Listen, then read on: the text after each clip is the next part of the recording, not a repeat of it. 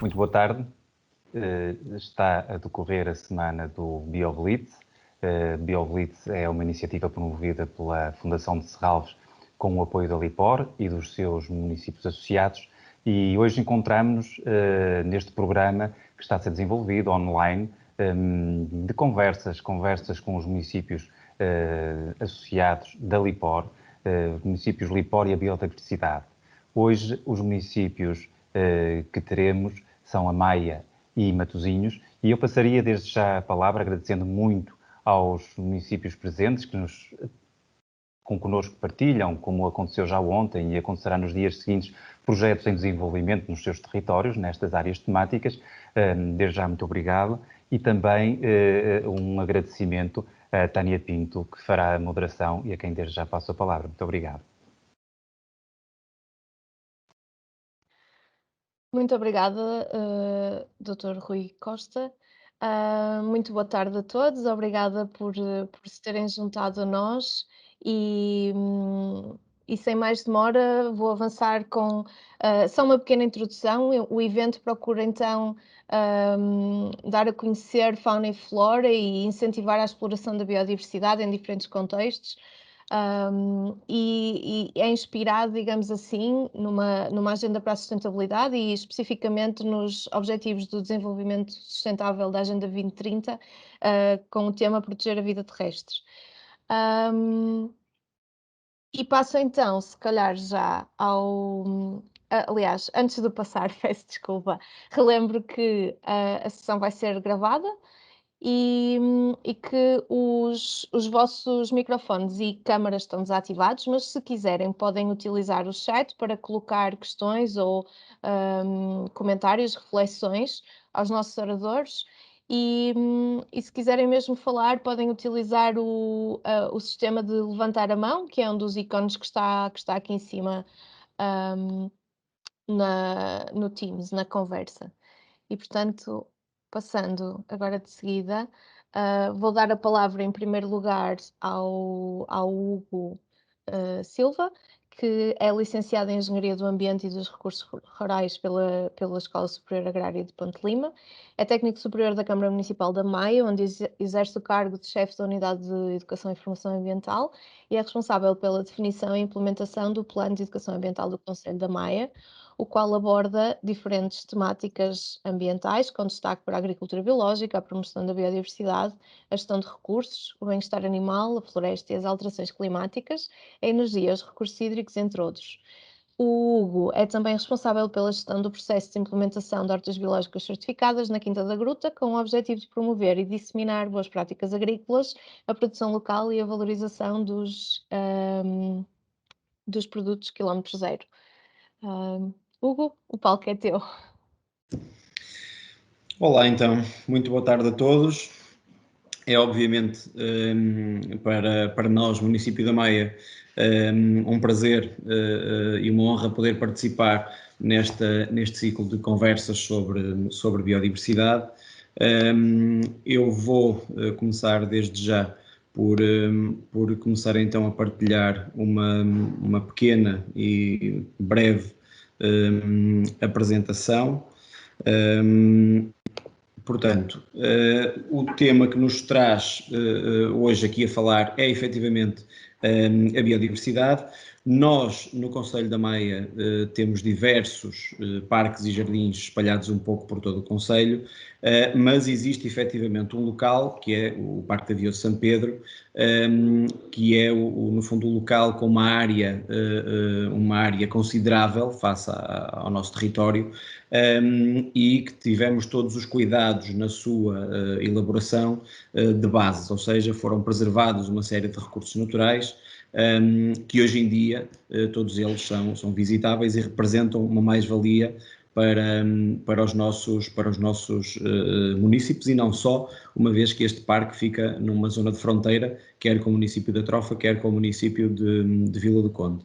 Eu ia pedir à Tânia para passar um brevíssimo vídeo, são cerca de 40 segundos, para ficarmos com uma ideia um bocadinho mais geral do nosso Parque da Vila. Por favor, Tânia.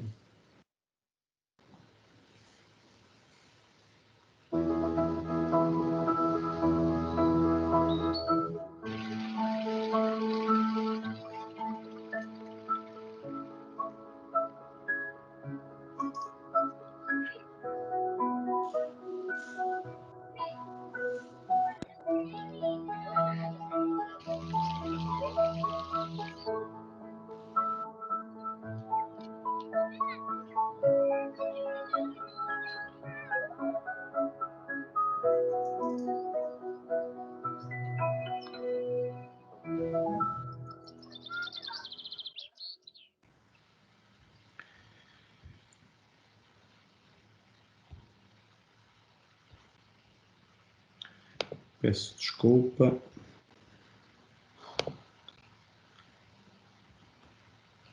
Conseguem ver, correto? Não, de momento não. Não? Ok. Está na página da web, se não me engano.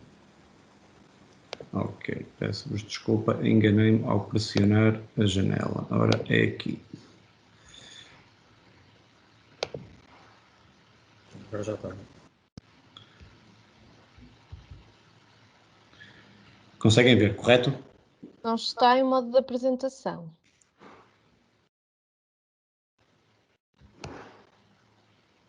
Agora já está, certo? Sim.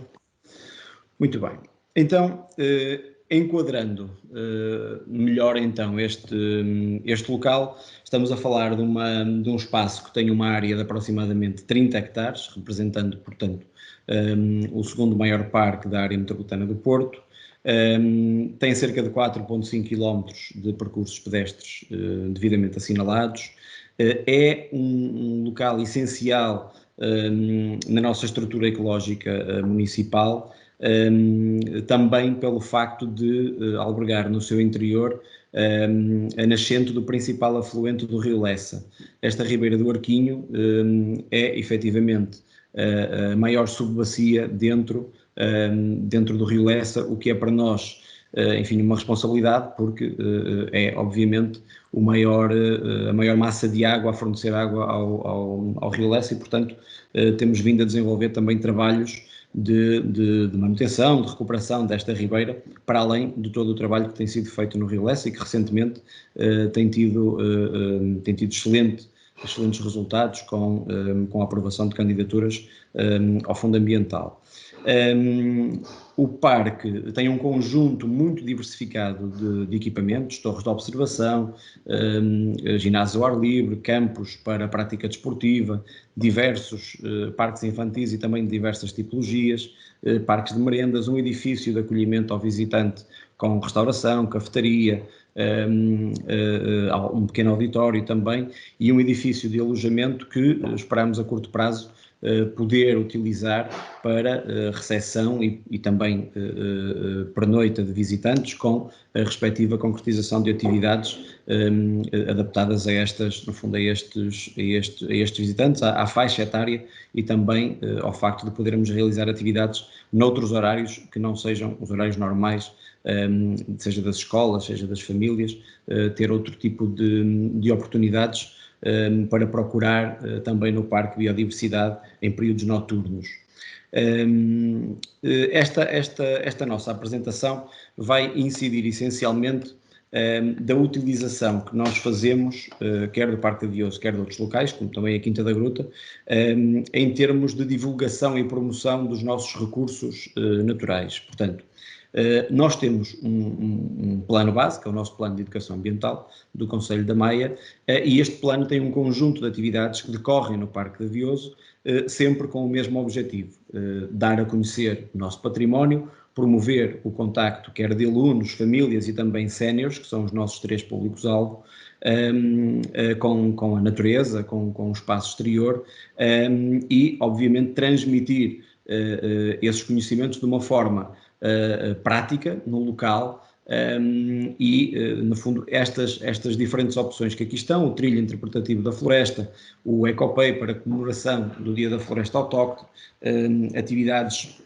mais relacionadas com as espécies autóctones, a recolha das suas sementes e também a realização de trilhos interpretativos que podem ser feitos de forma autónoma. Há um conjunto de três trilhos que nós temos já, enfim, há alguns anos preparados, o trilho da Torre, o trilho da Ribeira e o trilho da Mata, e qualquer pessoa pode descarregar este panfleto, este tríptico, ou solicitá-lo nas portarias do Parque de Vioso e fazê-lo, enfim, de uma forma relativamente autónoma, mas tendo acesso a um conjunto de informação, sejam pequenas curiosidades, seja informação técnica sobre as principais espécies de fauna, mas também de flora, que nós podemos encontrar no Parque de Vioso. Estes trilhos são, obviamente, são obviamente uma mais-valia para o visitante, mas mais à frente vou falar-vos também de uma melhoria nestes trilhos que estamos a tentar implementar e colocá-los, passada a versão papel para uma versão online. Qualquer pessoa pode descarregar para o seu telemóvel e esteja em qualquer sítio do parque, consegue sempre saber onde está, o que é que está a ver, será com certeza uma mais-valia, mas falaremos sobre isso mais à frente. Ainda dentro do plano de educação ambiental, uma das atividades que tem sido um sucesso repetido é a comemoração do Dia Mundial do Animal. Esta é uma atividade que realizamos anualmente em parceria com o Parque Biológico de Gaia. E também no fundo esta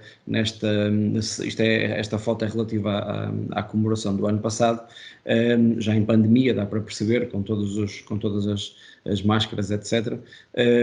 Também aqui notamos que a nossa comunidade adere com muito entusiasmo a este tipo de iniciativas, e eu ia pedir novamente à Tânia o favor de voltar a passar nós temos um pequeno vídeo sobre isto. Tânia?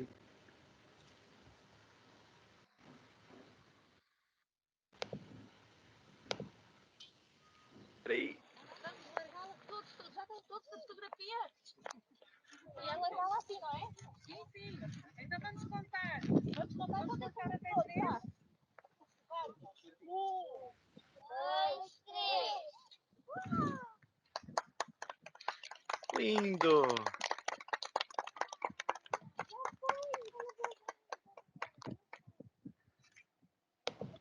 Olhem que giro, vem visitar-nos, olha. E esperemos que nos visite durante muitos anos. Conseguem ouvir-me novamente? Sim, sim, perfeitamente. Dando então seguimento, ora, deixem-me só minimizar isto. Portanto, ainda dentro das atividades que estão incluídas no Plano de Educação Ambiental, uma das atividades que lançamos, portanto, o ano passado, no período de outono do ano passado, foram os passeios micológicos. Eu confesso que era algo que eu queria muito implementar, já há alguns anos esta parte, mas por falta de disponibilidade dos formadores ou porque as condições climatéricas nas datas combinadas não eram as ideais, não tinha sido possível. O que é certo é que o ano passado realizamos 2 saídas de campo, sempre esgotadas, e, enfim, desta vez a chuva fez estar presente, o que acabou por contribuir para encontrarmos uma diversidade de recursos micológicos no Parque de Avioso, que me surpreendeu, e a mim e à maior parte dos participantes, e que nos faz ponderar, inclusivamente, a abordagem deste tema de uma forma bastante mais detalhada, com a elaboração de guias ou de manuais que possibilitem às pessoas a sua identificação. A recolha está proibida por questões de segurança, mas a verdade é que foi possível, obviamente, encontrar diversas espécies de cogumelos comestíveis, muitas mesmo, e relacionar, no fundo, a sua presença com a diversidade de espécies autóctones que temos neste local, principalmente de folha caduca. Portanto, estamos a falar de carvalhos, de sobreiros, de castanheiros, de salgueiros, de amieiros, uma série de plantas que promovem, no fundo, o aparecimento deste tipo de fungos, que são um recurso da floresta que importa também dar a conhecer e valorizar. No âmbito das limitações colocadas ou impostas pela pandemia, nós vimos-nos no fundo na iminência de ficarmos praticamente sem atividades ao longo do ano de 2020, e para contornar isso criamos um conjunto de atividades específicas que decorreram exclusivamente ao ar livre. Estamos a falar basicamente este exemplo que está aqui é de setembro, mas decorreu durante os meses de agosto, setembro e outubro, e portanto são atividades direcionadas também aos nossos públicos principais, portanto famílias e escolas, e foram atividades quer na Quinta da Gruta, quer também no Rio Lessa, e essencialmente e foi o que teve mais procura, foi efetivamente os trilhos de descoberta, ou os trilhos interpretativos do Parque de Avioso. Estes trilhos funcionam, no fundo, como uma visita guiada ao longo dos vários percursos que temos no Parque de Avioso, e o objetivo é, mais uma vez, interpretar a paisagem, subindo às torres de vigia, tentar, obviamente, relacionar a presença de algumas espécies com as condições ideais para o seu desenvolvimento, com os vários habitats que temos dentro do parque, e, lá está, transmitir mais uma vez a importância de valorizarmos a nossa biodiversidade e principalmente as nossas espécies autóctones. Estas atividades, para além das escolas, como disse, foram também abertas às famílias, com datas fechadas, para no fundo, podermos gerir as pessoas que se inscreviam e garantir que todas as condições relativas à pandemia eram respeitadas. Criamos também um conjunto de vídeos. O objetivo era que as pessoas em casa pudessem replicar algumas das atividades que nós gostaríamos de dinamizar com eles, mas não era possível, e era o que estava previsto. Portanto, atividades relacionadas com as aves, com a avifauna. O Parque de Avioso é riquíssimo nesta área. Fizemos alguns ateliês relacionados com as caixas de ninho para várias espécies. Alguns vídeos também sobre as espécies do Parque de Avioso, com especial destaque para o carvalho, entre outras temáticas sobre agricultura biológica, reciclagem e muitos outros temas que fazem parte do nosso plano de educação ambiental. Já este ano, e na mesma senda de contornar, no fundo, as limitações da formação presencial, realizamos 2 workshops online, um relacionado com ervas daninhas e outro com plantas bioindicadoras, também com uma procura, enfim, muito acima daquilo que seria de esperar. Estes temas foram, no fundo, conduzidos também para a relevância, para a importância dos recursos naturais, e, obviamente, para o território da Maia, não só o Parque de Avioso, mas algumas espécies foram identificadas lá e, portanto, eram referenciadas como sendo do Parque Biológico, do Parque de Avioso, e, portanto, foi mais uma atividade que nós conseguimos realizar para promover e dar a conhecer os nossos recursos naturais e também os do Parque de Avioso.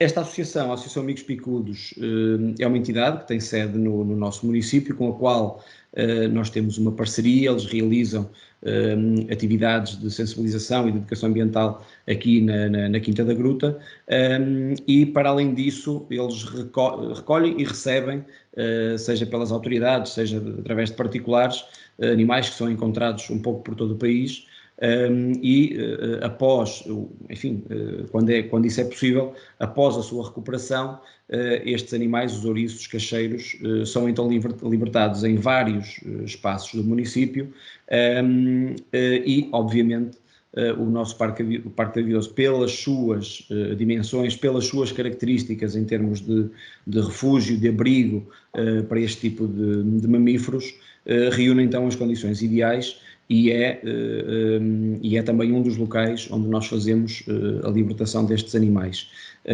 As últimas libertações decorreram sem a presença de público, não era possível, mas esta é uma área em que principalmente as crianças aderem com muitíssima facilidade, porque, enfim, este animal desperta naturalmente muitas perguntas, desperta a curiosidade dos mais novos, e através, no fundo, deste tema, conseguimos chegar a outro tipo de espécies e a outro enquadramento que muitas vezes é necessário dar para relacionar, no fundo, a presença destes animais com a preservação e com a valorização da floresta, dos recursos naturais, dos recursos hídricos e com a sua qualidade também.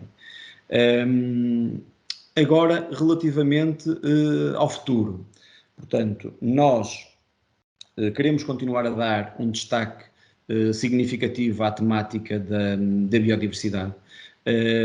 Curiosamente ou não, este é um projeto que irá ter a parceria da Fundação de Serralves. Portanto, será uma exposição designada Biodiversidade na Maia, Será constituído por 15 painéis de grandes dimensões, estamos a falar de painéis com 4 metros quadrados, com fotografias da autoria do reconhecido Jorge Sarmento. Irá decorrer por uma questão estratégica, não no Parque de Avioso, mas na Quinta dos Cónegos, um espaço também emblemático que fica no centro da Maia. O objetivo, no fundo, é trazer a informação para uma zona, para um aglomerado urbano, onde um número muito significativo de pessoas poderá ter acesso a informação sobre as espécies que nós iremos com certeza encontrar não só no Parque de Avioso, mas um pouco por todo o concelho, e depois dar um enquadramento a essas fotografias, enquadrando, descrevendo, valorizando no fundo os nossos recursos.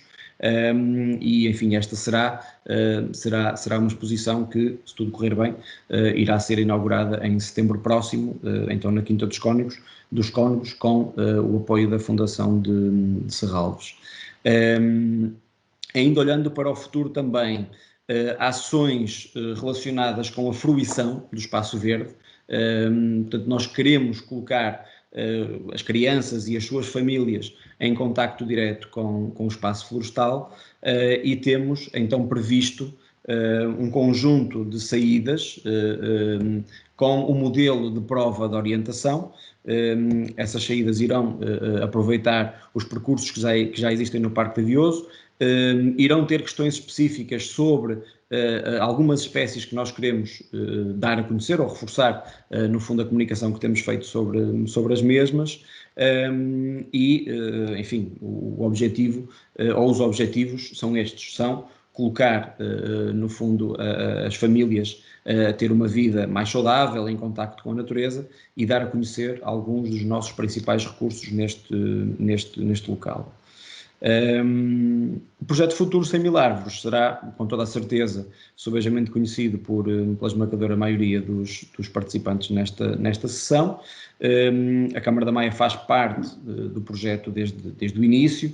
Temos feito um trabalho bastante profícuo na plantação de espécies autóctones, um pouco por todo o concelho, com a colaboração de diversas escolas, com a colaboração de empresas, de grandes empresas, algumas multinacionais que demonstram anualmente interesse em continuar a participar neste projeto, ou noutros similares que temos a decorrer, e portanto o projeto Futuro será com certeza um dos projetos a continuar, a dar continuidade, e tem também uma área muito significativa dentro do Parque de Avioso.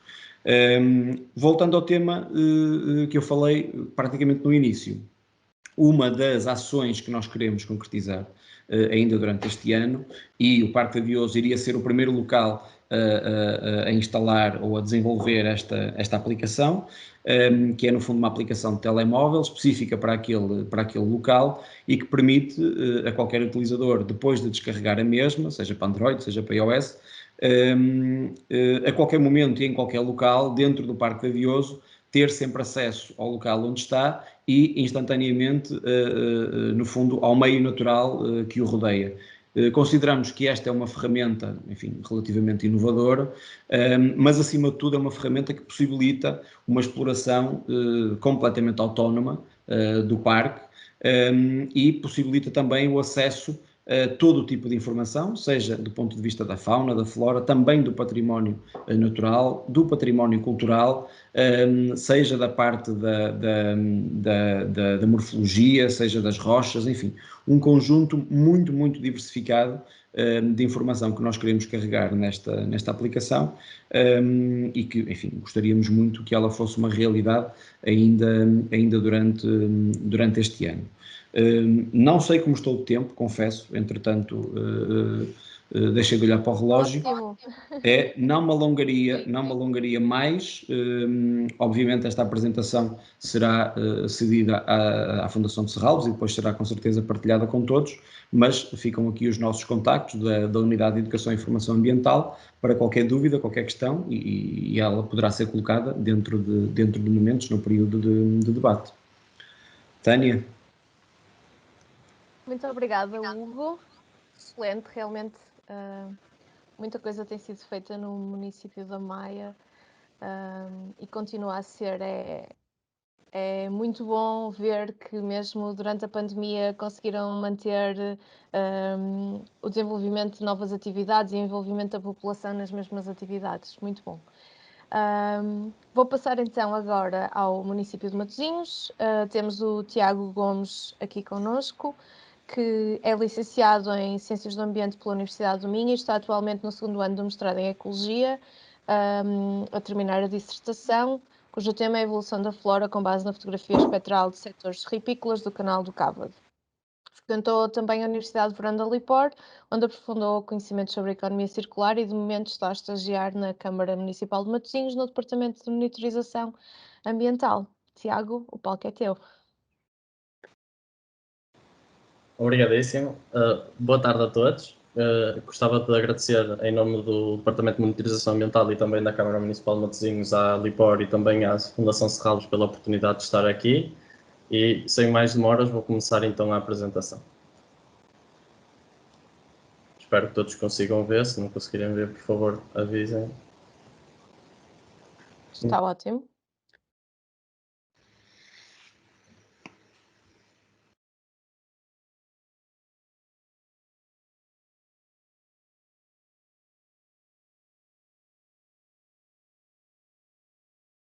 E que nos ajudou muito no início do projeto foi a iniciativa Futuro, que cresceu no CREP Work, no Centro Regional de Excelência para o Desenvolvimento Sustentável, da área metropolitana do Porto. E então, o que é que aconteceu? Na altura, foi na altura em que eles começaram a fazer as várias parcelas em que faziam a intervenção positiva na biodiversidade, na qualidade do ar, solo, etc. E a ideia era plantar espécies autóctones para tentar reativar e para tentar com que a floresta autóctone do norte e da nossa região, fosse reativada e que se preservasse o máximo possível. Em Matosinhos foram intervencionados 6,1 hectares 6,1 hectares, num total foram plantadas 3.780 plantas autóctones e o mais importante, a meu ver, será também o potencial de retenção de CO2 por ano, tonelada por ano, porque, de certa forma, é a medida que temos, é a medida que se pode medir, é a medida que temos, então, de conseguir controlar, de alguma forma, ou de combater a nossa pegada. Então, da parte de Matosinhos não foi assim um potencial de retenção muito grande, mas também, a meu ver, também não é uma coisa que se vai conseguir a curto prazo, estamos a perspectivar a longo prazo e perceber também que a nossa pegada não fica só no dia da manhã, também a pegada que criamos hoje será repercussionada ao longo de vários anos.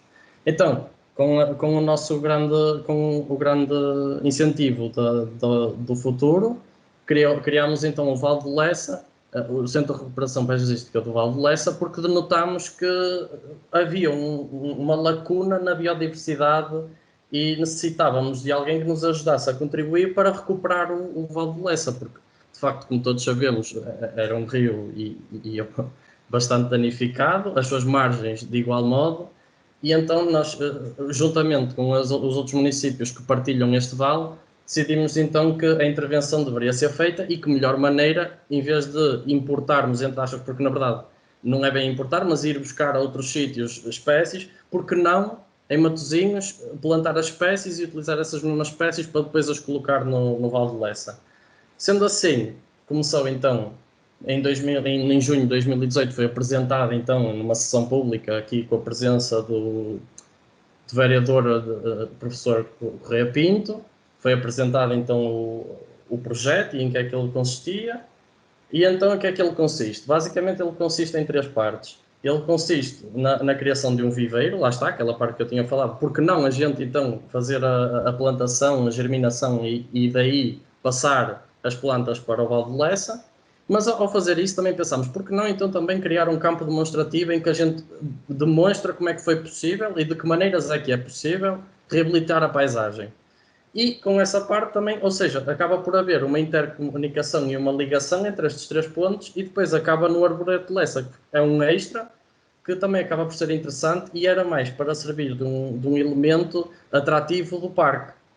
Ou seja, estes três pontos, então, acabam por chegar àquela situação da agenda de 2030, que já tinham falado aqui no início das apresentações, e depois aos objetivos do desenvolvimento sustentável. Ou seja, o importante aqui é tentarmos cobrir esses pontos e que, pelo menos os que fazem parte desta temática.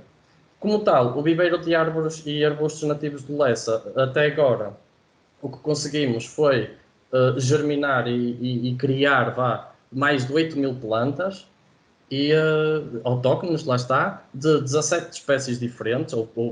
Estamos a tentar agora criar um leque maior de espécies autóctones e que eram observáveis, se calhar agora não tanto, não é?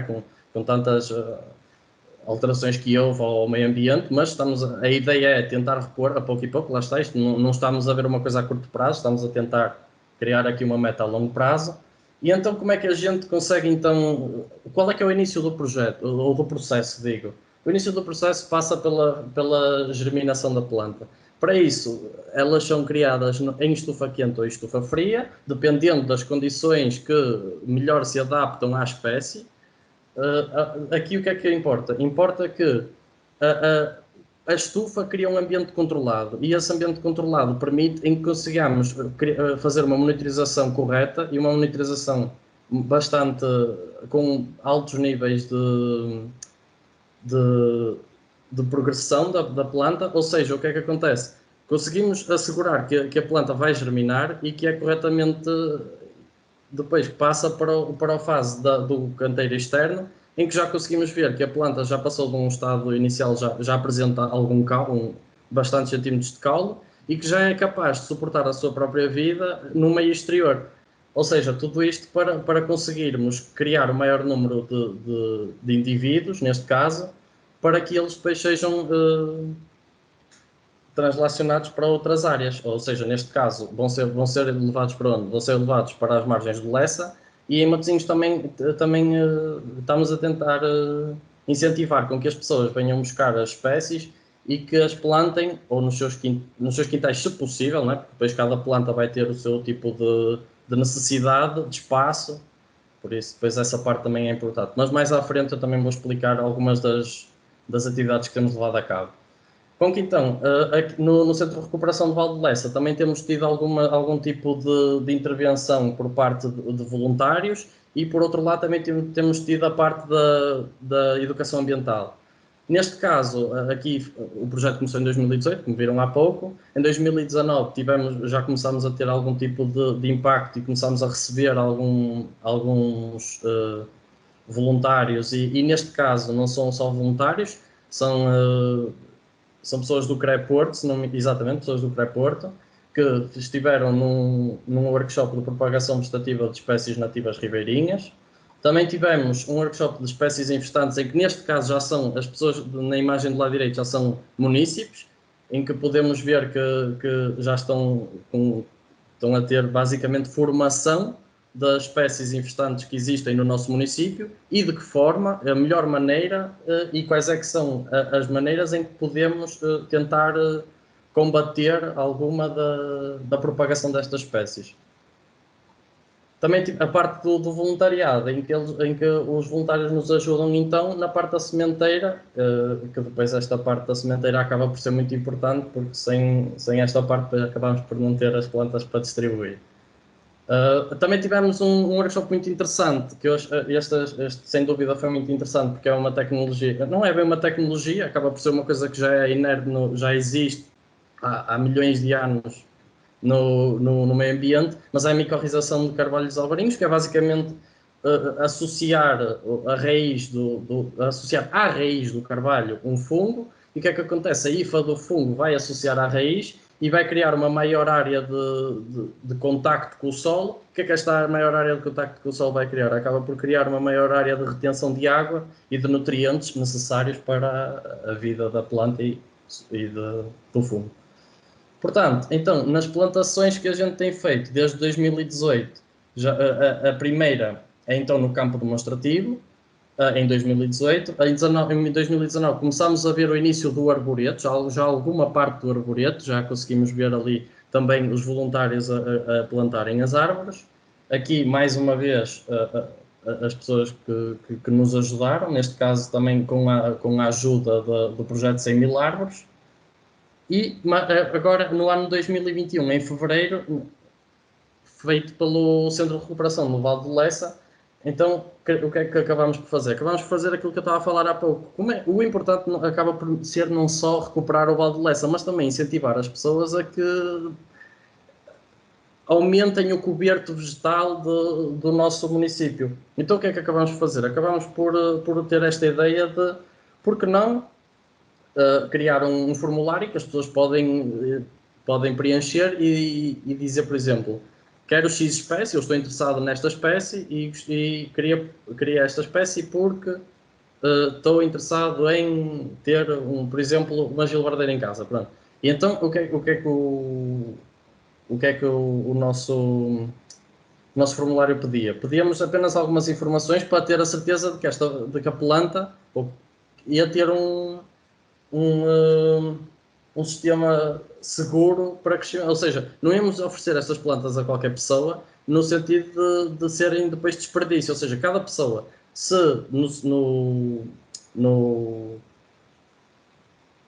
Está a faltar agora não.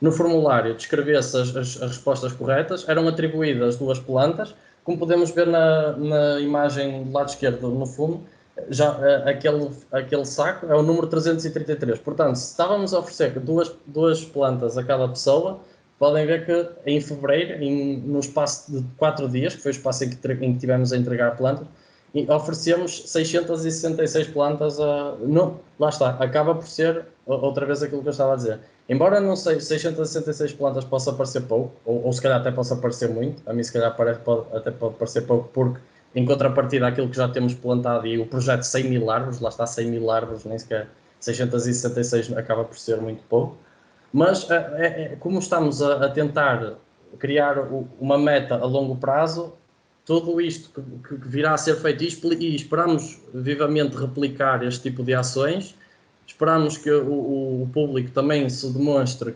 incentivado e que fale. Por exemplo, aqui muito importante também é a comunicação entre as pessoas, ou seja, uma pessoa vai buscar as 2 plantas e depois, se calhar na próxima já temos um amigo de um amigo que disse, olha, gostei muito, plantei, vi os frutos do meu trabalho de plantar a árvore. Depois também, claro, associado à árvore foi também um guiazinho que podem ver no canto superior esquerdo, um guiazinho com como plantar a árvore, que método é que devem utilizar para plantar com sucesso a planta. Ou seja, entregamos as ferramentas e depois a pessoa utiliza as ferramentas que a gente lhes deu para eles próprios aprenderem a intervir, a serem intervenientes no processo de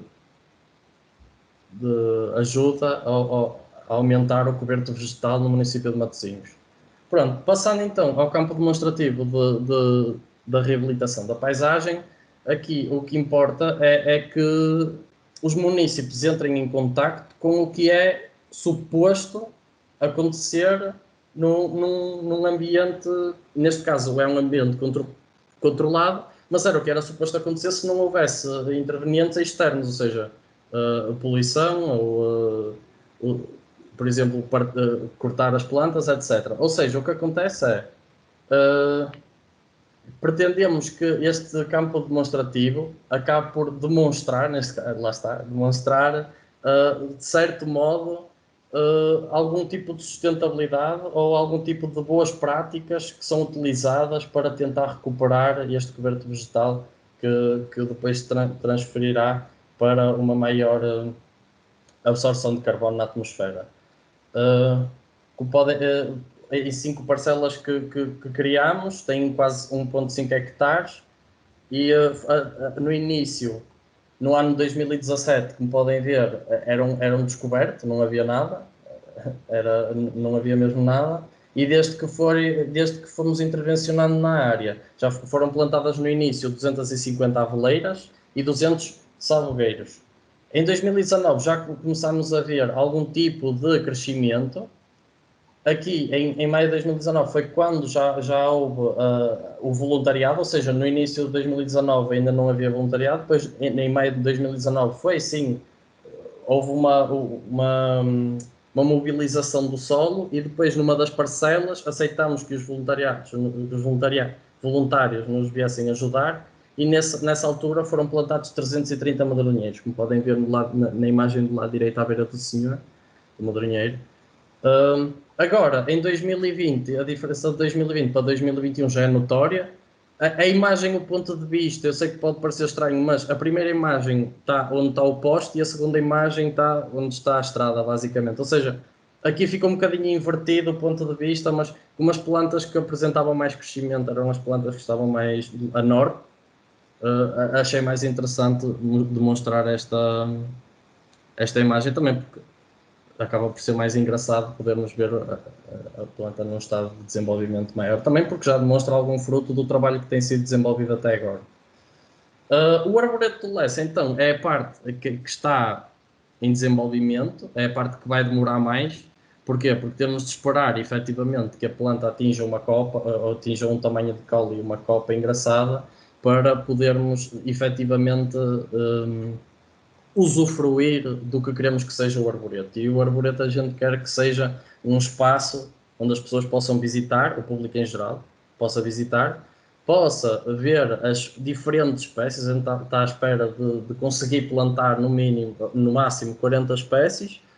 E o que é que queremos fazer com isto? Queremos que seja quase que uma ferramenta didática, ou seja, as pessoas veem a árvore e se calhar não percebem qual é, mas a ideia aqui é que a árvore esteja identificada, que seja identificada a espécie, onde é que podemos encontrar a espécie no meio ambiente, ou em estado selvagem, digamos assim, quais é que são os frutos que a planta produz, quais é que são os benefícios que esta planta traz, por exemplo, no caso da Aveleira, temos o caso da Aveleira e o sabugueiro. Lembro-me que o sabugueiro serve bem para ser uma planta de bordadura, quase, não é?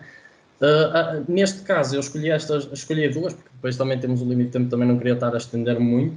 A Aveleira escolhi a Aveleira pelo principal sentido que já foram plantadas 250, como eu referi anteriormente, e acaba por ser uma planta que é uma árvore que é conhecida aqui em Portugal, por causa do seu da Avelar e pela história que tem e por Portugal também ser conhecido, de certo modo, também pela produção de fruto seco.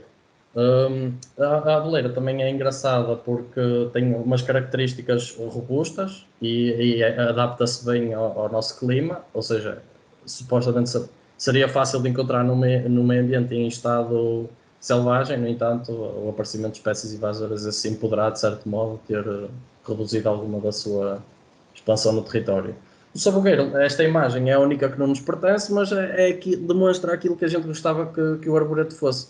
Um espaço agradável, um espaço em que as pessoas pudessem passear, pudessem usufruir do ar livre, do meio ambiente, que pudessem aprender com ele. Lá está, a ideia aqui também é passar muito a parte de instruir as pessoas, explicar às pessoas o porquê de ser importante manter o coberto vegetal e também manter a diversidade de espécies autóctones que existem, porque se vamos estar a espetar com eucaliptos em todo o território nacional, não será de todo engraçado, nem será de todo viável a longo prazo. Com isto, deixo só uma imagem final para demonstrar mais ou menos qual é que foi a ideia inicial do projeto. O Monte São Brás, eu vou deixar aqui o cursor também para terem alguma ideia. Aqui no lado esquerdo fica a parte dos edifícios de São Brás. O Monte São Brás é esta parte aqui. O campo demonstrativo de paisagem, aquilo que eu vos mostrei há pouco, dos dois pontos de vista, é aqui onde estão plantadas para já as abeleiras, os medronheiros e etc. Depois aqui, lá está, nada disto é concreto, nem nada disto ainda está, mas é a ideia que nós gostávamos de concretizar e que aquilo que gostássemos que o Parque de São Brás fosse, o Monte de São Brás, um espaço que as pessoas pudessem visitar e que pudessem aprender com as boas práticas que lá estamos juntamente com o futuro, estamos a pôr em prática lá. Com isto, concluo a minha apresentação. Obrigado a todos. E se tiverem alguma dúvida, estejam dispostos, por favor, a colocá-las. Muito obrigada, Tiago. Muito interessante também. Eu acho particularmente interessante todo este projeto que tem sido, ou que está a ser desenvolvido, já começou há algum tempo, não é? Mas estamos em vias de, acho eu, de assinatura ou de constituição de uma associação intermunicipal para a parte da recuperação do Val do Lessa, não é? Que inclui os municípios de Santo Tirso, Valongo, Maia e Matosinhos, se eu não estou errada.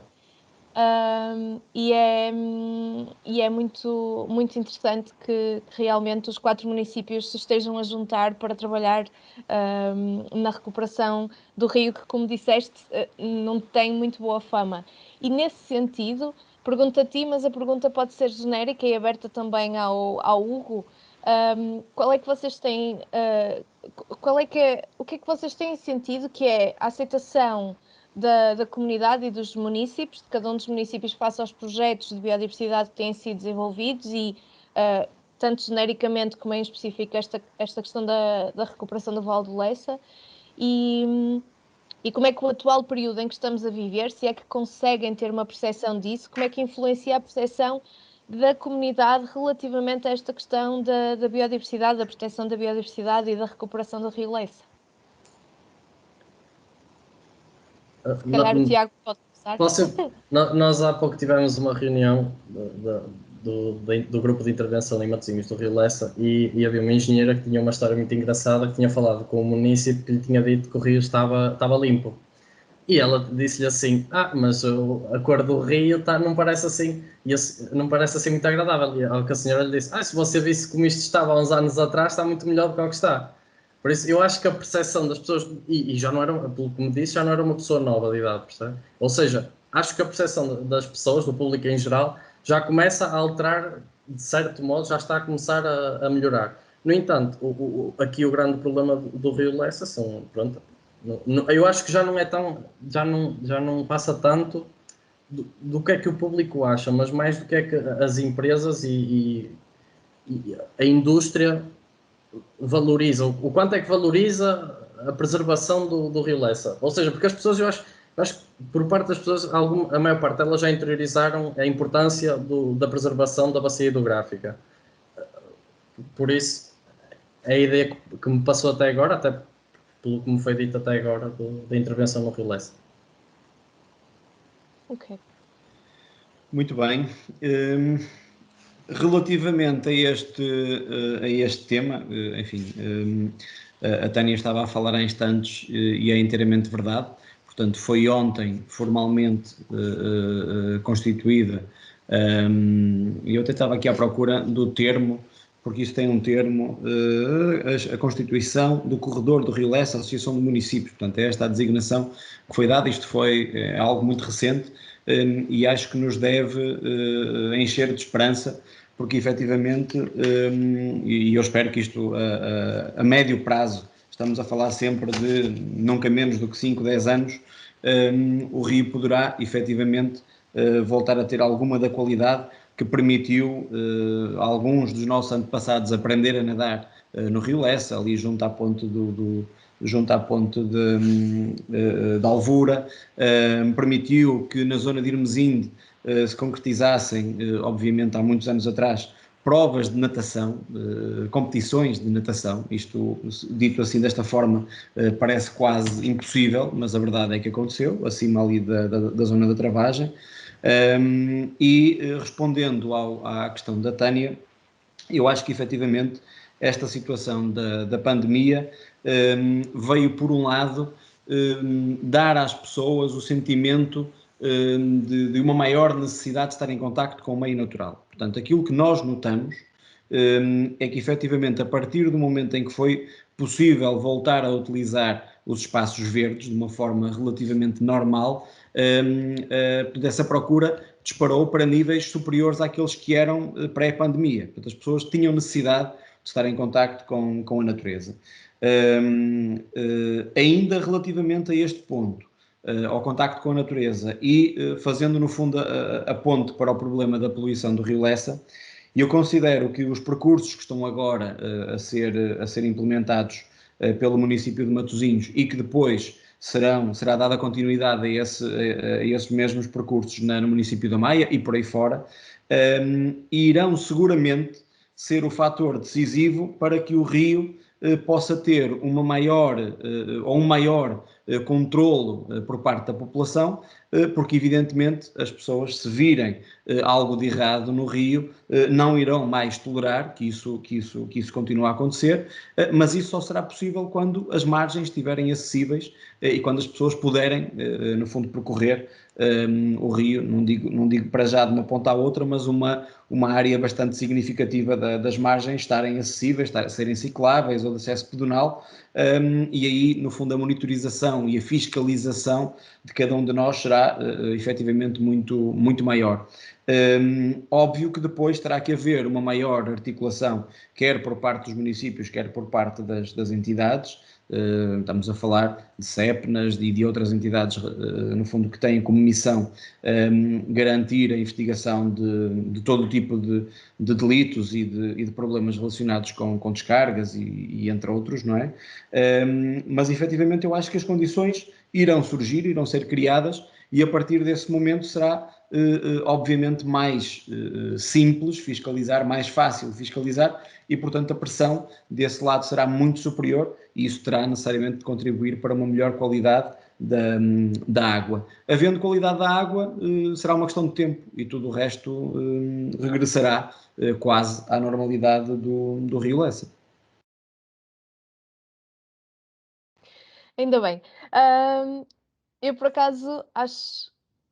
Veio exatamente de encontro àquilo que é a minha opinião pessoal e eu não tinha a certeza de se essa ia ser a vossa percepção enquanto gestores deste tipo de projetos, mas efetivamente eu tenho uma ligação especial aos dois municípios, porque eu sou natural da Maia, de Águas Santas. Na realidade, eu vivo na rua que vai dar ao Rio Lessa e aos Moinhos de Alvura, eu vivia quando estava com os meus pais, mas agora vivo em Matosinhos e em Custóias e agora, na altura da pandemia, realmente eu já fui algumas vezes até, descobri por alturas do Natal que Matosinhos tinha desenvolvido um trilho junto à ponte do carro que dá para fazer, é um trilho circular, bastante interessante e realmente eu quando fui a primeira vez fui de pé atrás, porque a minha ideia do Rio Lessa é aquela de quando eu vivia na Maia, nos meus pais, há 30 anos atrás,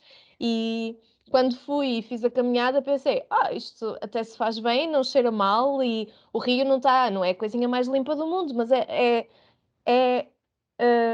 sabe bem andar lá no meio da floresta, ao lado do rio, não causa desconforto e, pelo contrário, há uma aproximação à natureza e é muito bom e muito interessante que tenham realmente começado este projeto e a desenvolver os trilhos e a tratar da água e, portanto, não só da água, mas também das margens e da aproximação das pessoas.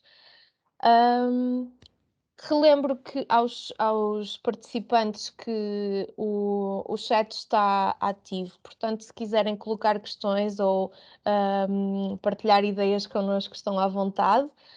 Acho que definitivamente é mais interessante se for uma conversa participada, em vez de ser só aqui entre nós três, mas a gente também faz a conversa, não há problema. Mas seria definitivamente mais interessante se conversarem também connosco. Se preferirem falar, usem o iconezinho de mão no ar e nós damos-vos acesso para poderem partilhar a câmara e o ecrã, ou ligar a câmara e falar, desculpem, o microfone, não é o ecrã. Entretanto, o Hugo já tocou de leve neste assunto, mas genericamente acerca da biodiversidade e dos projetos que estão relacionados com a conservação e a proteção da biodiversidade, quais é que são as principais barreiras que um município tem à integração de estratégias da biodiversidade nos vossos planos municipais, digamos assim? Se calhar pode começar o Hugo, já agora. É? Ok. Bem, eu devo dizer que, enfim, trabalho na Câmara Municipal da Maia desde 2005 e, portanto, ao longo destes anos, aquilo que eu noto é que existe uma diferença enormíssima entre aquilo que era a sensibilidade para estas questões há 15 anos atrás daquilo que é agora, ok? Portanto, nós temos um conjunto grande, pode-se dizer, um conjunto grande de planos, de ações, de projetos, inclusivamente, apenas e só sobre a temática da biodiversidade, porque efetivamente percebemos que é essencial, mesmo num meio relativamente urbano, convém não esquecer que nós associamos quase sempre o território da Maia ao centro da Maia, ok? Mas nós temos imensas áreas rurais, temos imensas áreas florestais, temos freguesias em que a atividade principal, ou enfim, uma das atividades principais continua a ser a agricultura, e não estamos só a falar da produção de leite, portanto não é só agricultura intensiva, temos também uma área muito significativa dedicada à fruticultura, seja kiwi, seja a produção de pequenos frutos, seja vinho, enfim, outras áreas, e portanto convém também não esquecer que efetivamente a prática da agricultura, desde que, enfim, respeite regras mínimas, produção ou proteção integrada, esta agricultura também será um sustento para todos os animais que vivem naquele território, e será também um fator de promoção dessa diversidade. Portanto, mas respondendo diretamente, neste momento é relativamente fácil para nós, técnicos, propor e ver aprovados iniciativas ou projetos na área da biodiversidade. E isso é algo que, enfim, há 10, 15 anos atrás, havia muitíssimas mais limitações, porque eventualmente não haveria essa sensibilidade, seja na equipa técnica, seja também, obviamente, nos decisores políticos. Obrigada. Tiago, queres partilhar alguma coisa acerca de Matosinhos? Estás sem microfone. Eu não tenho bem a noção de qual é que era a ideia das pessoas há 20 anos atrás e qual é que é a ideia das pessoas agora, mas o que me sempre foi ensinado e o que aprendi foi que antigamente a resistência que havia para quanto é que as pessoas estão dispostas a proteger o meio ambiente para não causar impacto no seu consumo ou na sua produção, não havia grande, era uma linha muito tênue, não existia, as pessoas não estavam dispostas a proteger o ambiente para produzir menos. A ideia, lá está, depois também ir buscar um pouco aquilo que eu disse há pouco, aquela senhora que disse que o rio não estava tão poluído como eu gostava, que até estava limpinho, para ela estava limpinho.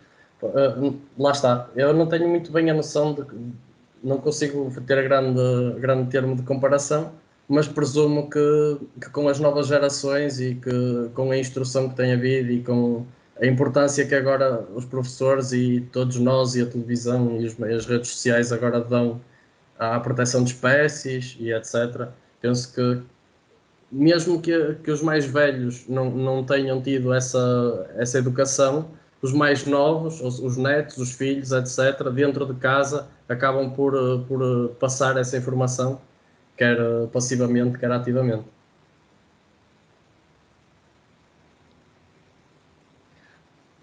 Obrigada. Na questão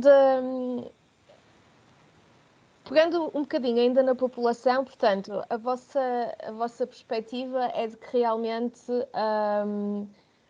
a população e o corpo técnico das câmaras estão muito mais abertos ao tema. Acham que a abertura está, ou pode estar, ou também está, ou seja, qual é que é o peso das políticas internacionais e nacionais, ou seja, não só aquilo que se faz ao nível do município, mas aquilo que vem de um nível superior nacional e internacional, qual é que é o peso que tem nesta progressão que se sentiu ou no aumento da sensibilidade das pessoas para estas causas e para este trabalho?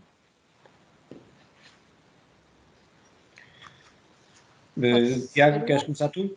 Olha, não importa. Eu acho que Portugal acaba por seguir sempre um pouco no comboio da União Europeia, correto? Ou seja, os países.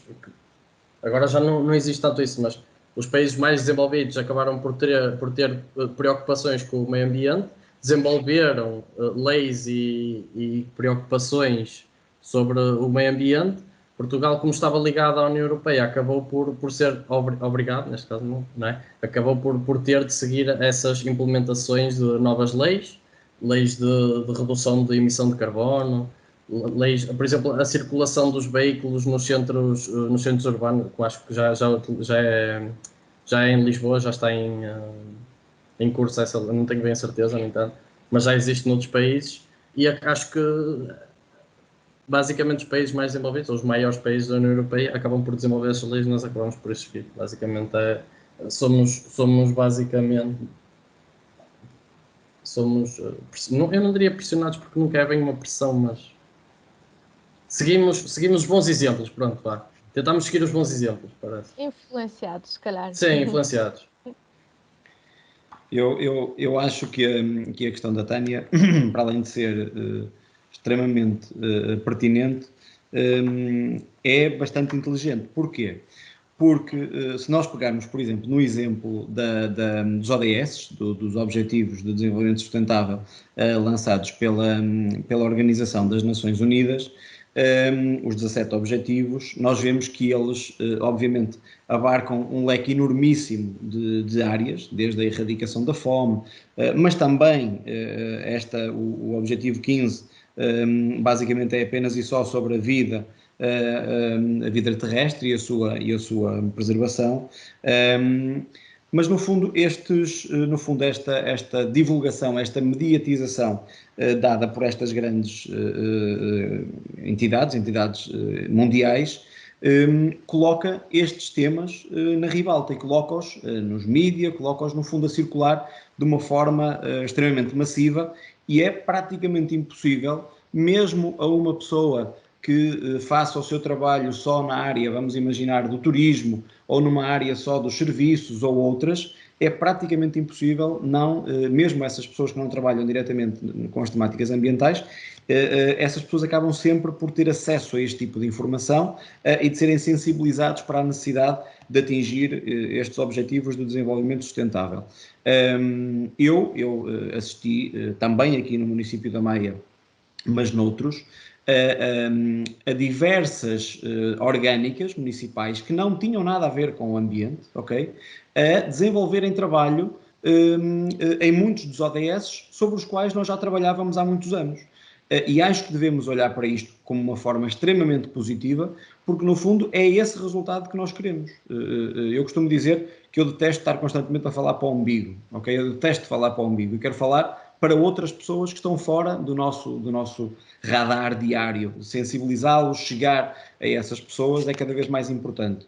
E, portanto, se grandes organizações se debruçam e abordam também estas temáticas, isso é essencial, e nós devemos conseguir aproveitar isso o melhor possível para atingir todos os outros objetivos, obviamente, mas também aqueles que nós sempre promovemos, sempre trabalhamos e sempre tentamos concretizar. Portanto, mais do que ir atrás, mais do que aceitar de forma tácita ou benevolente os objetivos que outros definem por nós, obviamente não é isso. Acho que se concordarmos com essas definições de objetivos, devemos prossegui-los e aproveitar a conjuntura para englobar o maior número possível de pessoas nestas temáticas. Quer dizer, a minha área de atividade é a educação ambiental.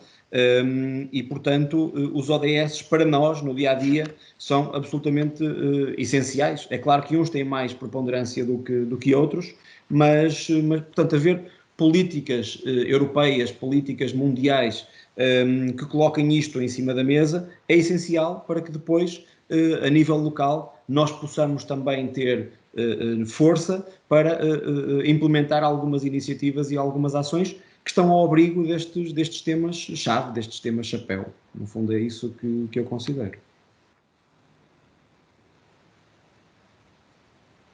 Ok. Era exatamente por aí, era perceber o que é que vem primeiro, não é? Porque às vezes nós realmente já estamos a desenvolver, é só uma espécie de reorganização das práticas que já estão a ser desenvolvidas e já estão a ser implementadas para que a música toque ao som dessas políticas internacionais, não é? Agora uma pergunta que se calhar é um bocadinho mais difícil, mas dou-vos um bocadinho para pensar também. Gostava que conseguissem partilhar connosco uma ou duas lições aprendidas, coisas que correram menos bem, que não foram bem planeadas ou nas quais que não conseguiram prever, se calhar, e que foram uma barreira, mesmo que temporária, ao desenvolvimento dos projetos de que falaram ou outros projetos que não falaram relativamente a esta questão da biodiversidade e da implementação das estratégias municipais com via à proteção da natureza. Portanto, lições aprendidas, coisas menos boas, pequenos descarrilamentos que depois foram realmente corrigidos. Tiago?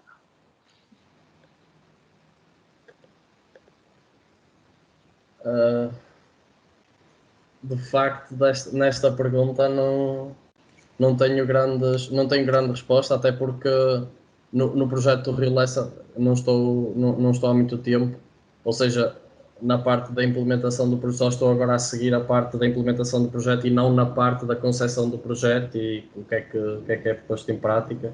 Estou agora a seguir um pouco, estou a tentar apanhar o percurso do projeto.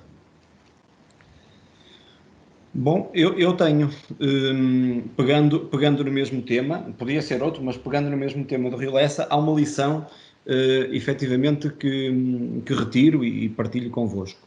Quando nós pensamos em executar, e o projeto Rio Lessa aqui no município da Maia é da responsabilidade de um colega, do Artur Branco, que será também o responsável pela gestão do projeto em conjunto com os outros municípios, que está a fazer um excelente trabalho. E, portanto, todos temos que dar os parabéns a toda a equipa e também ao Artur, mas há uma lição no meio disto tudo, enfim, que nós conseguimos retirar por força da realidade, por força da experiência no terreno. Quando nós pensamos em avançar, por exemplo, para a criação de percursos, sejam pedonais, sejam cicláveis, seja fazer pontes, seja o que for, há uma coisa que nós técnicos, normalmente, quando pensamos na sua implementação, deixamos um bocadinho descurado, que é, ok, esses terrenos pertencem a alguém. Aqueles terrenos são propriedade de alguém, não são propriedade do Estado, embora estejam em domínio público hídrico, pertencem efetivamente a alguém, portanto, têm um dono. É uma gestão complicadíssima, envolve um número de recursos elevadíssimo, ok? Fazer o levantamento, fazer, no fundo, o levantamento de todo o cadastro que vai ser abrangido por estes percursos, dá um trabalho descomunal chegar ao contacto real com os donos, ok? Muitas vezes já faleceram, estão no estrangeiro, os terrenos não têm um representante legal porque ainda está em processo de partilhas. Bem, é um filme completo, conseguirmos começar numa ponta e terminar na outra no prazo que está estipulado. Isto, em termos de engenharia de projeto, é dificílimo de se conseguir. Mesmo com todas as ferramentas e mais algumas que hoje temos, não é? É complicadíssimo conseguirmos garantir que no prazo estipulado a obra pode avançar, porque temos a garantia, ou temos, no fundo, as negociações avançadas a ponto de termos a garantia que não há nenhum problema a posteriori da execução da obra. Portanto, isto, enfim, dentro deste tema das lições e das limitações e das barreiras e das dificuldades, esta foi uma lição, pronto, que eu retirei. É óbvio que haveria outras a nível do património, essencialmente, que são muito difíceis de ultrapassar. Um outro exemplo, e já percebi que a Tânia é daquela zona, portanto conhecerá, na Ponte da Alvura existia um conjunto de moinhos, portanto na margem esquerda do Lessa. Nós sempre demonstramos interesse em preservar e em até recuperar e tornar um moinho visitável com todas as condições. Conseguimos um protocolo com os proprietários apenas para visitação, porque tudo o resto que envolva recuperação, intervenção, tudo isso, é tudo muitíssimo mais complicado. E muitas vezes estes processos demoram anos, não por falta de vontade técnica, política, mas porque depois no terreno as coisas não fluem, é muito difícil. Isto é uma limitação grande para este tipo de projetos. Sim, é verdade. Eu, na realidade, assim ao de leve. Ora bem, nós na LIPOR temos o grupo da biodiversidade e nós desenvolvemos vários projetos que têm a ver com a biodiversidade, mas há um em específico que também nos afeta geograficamente, que é a valorização do Rio Tinto, que passa na parte de trás da LIPOR 1. E um dos problemas que nós também sentimos é exatamente esse, é que em termos legais até existe o instrumento, não é? Existe uma fase de participação pública em que as pessoas interessadas, digamos assim, as partes interessadas deveriam realmente manifestar-se e trabalhar em conjunto connosco e tal, só que depois na prática não acontece, não é? E ficamos, é isso, barreiras enormes e que são um problema, pronto, e depois nós até temos, como lá está, a margem são os 10 metros para cada lado, mas se os 10 metros não são nossos, não adianta dizer que temos que plantar salgueiros e tal, porque depois os proprietários não querem, não é assim que funciona e pronto, é complicado, é muito, muito complicado. Agora queria que pensassem um bocadinho, se calhar antes de pensar neste bocadinho, vou fazer uma pergunta especificamente ao Tiago. O projeto de distribuição das plantas, árvores, salvo Sim. erro, eram todos árvores, ainda está a decorrer. Se tivermos aqui pessoas do público de Matosinhos, eu sabia do projeto, não é porque eu quero saber pessoalmente. Eu, por isso, simplesmente vivo num apartamento e, portanto, não tinha as condições necessárias para adotar as árvores. Adorava, mas para já ainda não dá.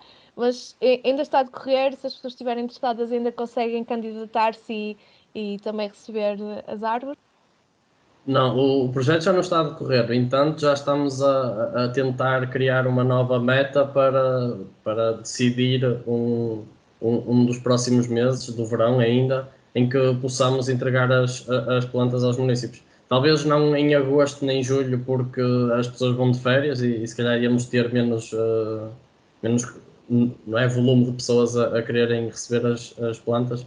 Mas para o fim do verão, por exemplo, em setembro, se calhar, à partida já estamos a tentar, porque ainda temos de passar pelo processo da germinação da planta para depois entregar às pessoas. Mas à partida, sim, no fim do verão. Agora queremos tentar pôr este projeto a andar porque a recepção foi boa, como pode ver. 666 plantas já é um bom número, parece-me. Sim, 666 em 4 dias, não foi? Sim, exatamente, 4 dias de entrega, exatamente. Sim, muito bom. É excelente. Mais uma vez, de forma indireta, estamos aqui a provar o constante ou a procura pelo envolvimento da população, não é? Pelo menos nesta parte da conservação. Depois, quando se fala em colaborar na parte de são donos de terrenos que a gente precisa de intervencionar, isso já é outra conversa. Mas pronto, é assim, é mexer no que não é só nosso, pronto. Mas que teoricamente influencia todos.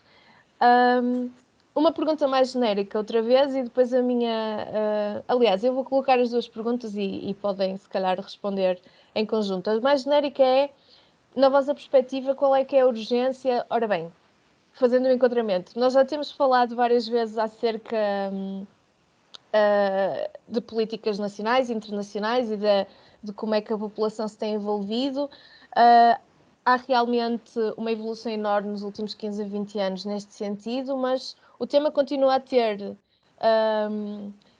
uma certa urgência na vossa perspectiva, no desenvolvimento de trabalhos neste sentido da proteção da biodiversidade, ou realmente a evolução está a um ritmo bom e, portanto, se continuarmos neste ritmo e neste caminho, as coisas estão... ou vamos conseguir realmente chegar a Porto Seguro na questão da proteção da biodiversidade. E a segunda pergunta é, neste sentido, pedia-vos para partilharem, se for o mesmo um destes projetos que já apresentaram muito bem, mas pedia-vos para partilharem connosco o principal sucesso em termos de conservação da biodiversidade que sentem que cada um dos municípios já conseguiu alcançar. Portanto, a urgência do tema numa perspectiva de trabalho para o futuro e o principal sucesso. Se calhar o Hugo primeiro. Ok. Então, pegando na questão da urgência do nosso, enfim, do tema e do nosso trabalho sobre o tema.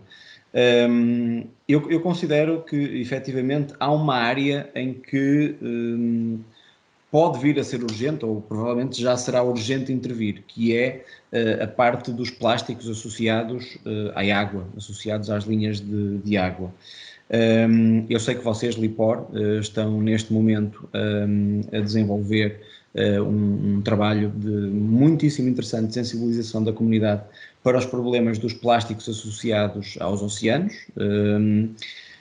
Eu, a título para já meramente académico, no âmbito de uma formação que estou a fazer de dirigentes da função pública, estou a desenvolver um trabalho na área dos plásticos e dos microplásticos. Ainda hoje tivemos uma reunião com colegas do CIMAR, especificamente sobre o Rio Lessa, porque embora seja uma bacia pequena, embora seja um rio pequeno, terá com certeza o seu contributo para, não sabemos ainda, mas determinada quantidade de plásticos que chegam ao oceano.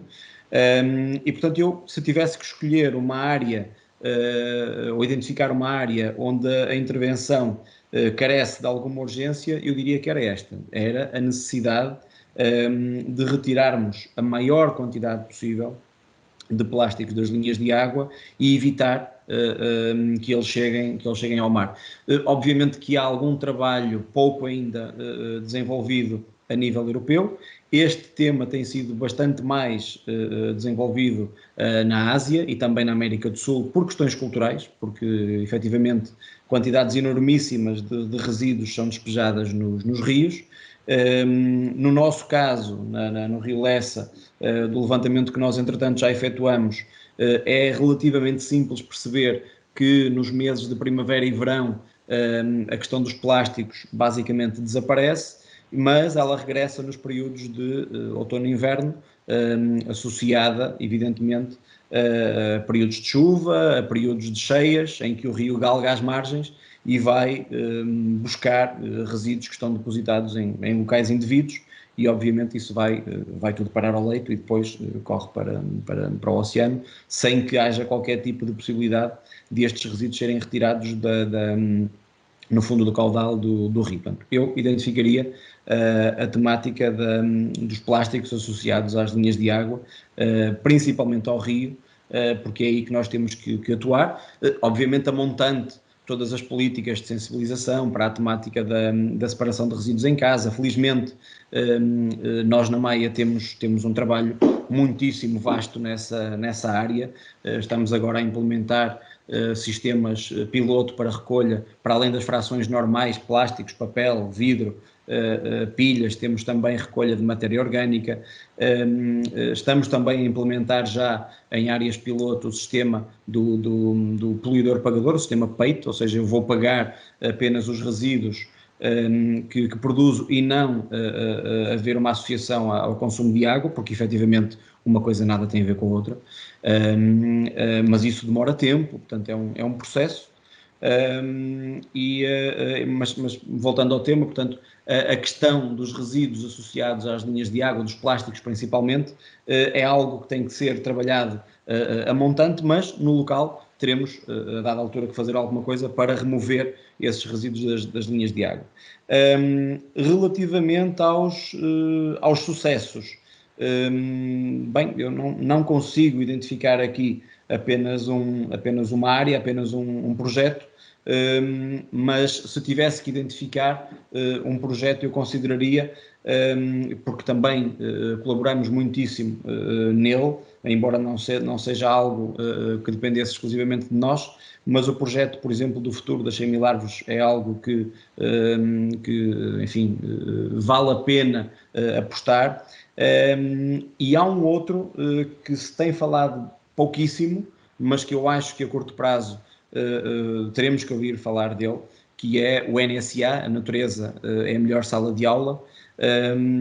É um projeto que a Maia aderiu também desde o início e tem como objetivo colocar as nossas crianças no parque mais próximo da escola, se isso não for possível, no jardim da escola, na horta da escola, colocá-las em contacto com aquilo que são, no fundo, as culturas de época, os espaços naturais que existem nas redondezas do espaço escolar, para, enfim, usufruírem, para experimentarem, para estarem em contacto com a natureza. Isso será, enfim, absolutamente essencial no futuro, que as crianças saibam estar, saibam conviver, não só dentro da sala ou agarrados a aplicações e a equipamentos informáticos.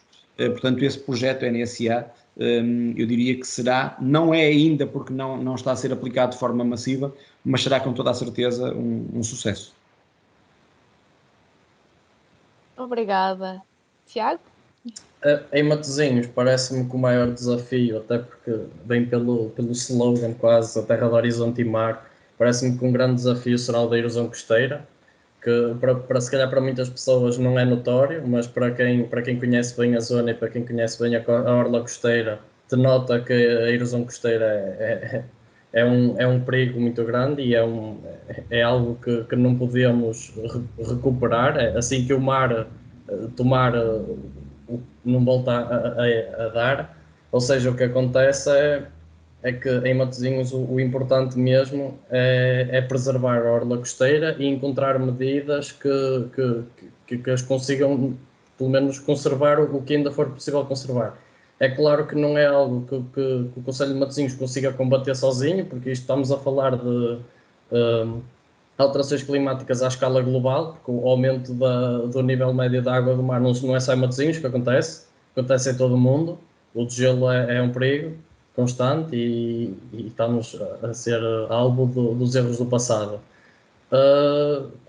Quanto à parte da poluição dos microplásticos, também estou completamente de acordo e sublinho a importância de pelo menos tentar perceber quais é que são, porque não há só os males, não é só o que a gente vê, mas também aquilo que não vemos, que são os micro.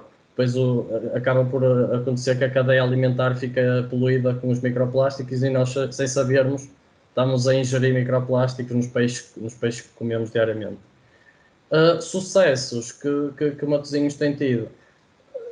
Para além do projeto da recuperação do Vale do Lessa, também acho muito interessante os projetos de limpeza das dunas e de proteção do NAR. Lá está, mais uma vez, também por causa da importância da orla costeira. E também não é bem um projeto, mas para mim é um grande sucesso, que é a remoção da Petrogal aqui da área, porque, como todos sabemos, era um foco de poluição, e não só a poluição do ar, mas também a poluição do meio ambiente, porque os solos estão todos cheios de carbono e eles também faziam descargas para o mar, embora nunca fossem prejudicados por isso, mas eu vi várias vezes isso acontecer e não era algo de agradável. Por isso, para mim, e penso que para a maior parte das pessoas em Matosinhos, a remoção da Petrogal aqui da zona é uma vitória. Por acaso é interessante porque ambos tocaram em aspectos que de certa forma vêm de encontro à minha ideia do que deveria ser a nota final aqui do nosso webinar, que é como tudo está ligado e relacionado de alguma forma. A questão dos microplásticos, por exemplo, dos plásticos e dos microplásticos, eu, por acaso, também no âmbito de uma formação, tive que fazer uma apresentação recentemente acerca desta questão. E a principal fonte dos microplásticos são os têxteis. Porque os tecidos são feitos de poliéster e de outros materiais. Isto é tudo uma versão de plástico, que depois, quando nós lavamos, se desfazem partículas invisíveis que depois, lá está, pelo saneamento, e às vezes, hoje em dia, ainda há pessoas que não têm o saneamento ligado, ou melhor, as fossas ligadas ao saneamento, e portanto a água vai para onde calhar, e é muito difícil, de qualquer forma, remover estes materiais, e os microplásticos em específico estão em suspensão, e depois, é como a Tiago estava a dizer, vão parar ao mar e causam problemas. Portanto, está tudo de alguma forma ligado, mesmo quando estamos a falar de um resíduo genérico que é os plásticos, depois o resíduo específico têxtil é um dos, ou pode ser um dos principais problemas. E o projeto de que eu gostava de falar da Lipor, que nós também já temos trabalhado com muito afinco desde 2019, salvo erro. Por acaso não, estou aqui a ver que é 2020. É o Há Rio e Mar, há lixo para transformar. Porque lá está, mais uma vez, nós falamos aqui do Rio Lessa e um bocadinho do Rio Tinto, e o rio vai para o mar. Portanto, aquilo que nós estamos a fazer no rio é que depois vai levar os microplásticos para o mar, e, portanto, é preciso trabalhar a cadeia toda. E não é só a questão dos plásticos. O problema das dunas e da erosão costeira, em parte, é porque os rios não estão a ser bem geridos, as areias que são arrastadas pela erosão dos rios ficam bloqueadas nas barragens, etc., não é? E depois não há reposição das dunas, há cada vez mais erosão, e isto fica tudo um mega problema, mas de certa forma está realmente tudo relacionado, e portanto há muito trabalho a fazer, que tem que ser ponto a ponto, mas que depois fica todo ligado realmente pelos ecossistemas e pela biodiversidade e pela atividade humana. E, portanto, agradeço imenso o vosso tempo hoje e a vossa partilha. Adorei, gostei mesmo muito de estar aqui, especificamente com Maia Matosinhos. São os meus 2 conselhos favoritos, não digam a ninguém. E amanhã teremos Porto e Póvoa de Varzim, salvo erro. Espero que os nossos participantes se juntem a nós outra vez. Mais uma vez, obrigada a Serralves por proporcionar este evento e fazer mais um BioBlitz. Nós já temos trabalhado alguns em conjunto com Serralves anualmente. Obrigada em específico ao Hugo e ao Tiago por também darem um bocadinho do vosso tempo e partilharem connosco a vossa intervenção, e vamos todos para casa trabalhar muito e bem e cheios de afinco pela biodiversidade e pelo nosso planeta. Muito obrigada a todos.